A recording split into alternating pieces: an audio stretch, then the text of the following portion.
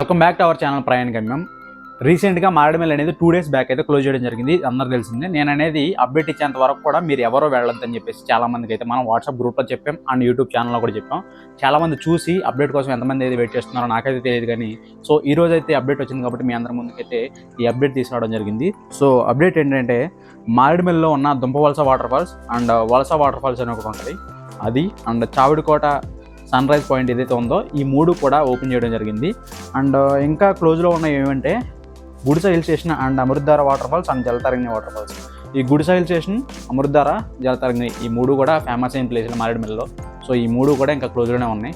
So ప్రత్యేకంగా ఆ 3 కోసం వెళ్ళే వాళ్ళకైతే కొంచెం వెయిట్ చేయండి, నేను అప్డేట్ ఇచ్చేంత వరకు. ఇవి ఎందుకు క్లోజ్ చేస్తూ ఓపెన్ చేస్తూ ఉంటున్నారంటే అక్కడది ఫారెస్ట్ ఏరియా అవడం అండ్ ఇది రైనీ సీజన్ అవడం వల్ల heavy floods and heavy rains రావడం వల్ల సో క్లోజ్ చేయడం అయితే జరుగుతుంది. అది టూరిస్టుల గురించి అండ్ వాళ్ళ సేఫ్టీ గురించి అయితే ఆలోచించి తీసుకునే ప్రికాషన్స్ అనమాట ఇవన్నీ.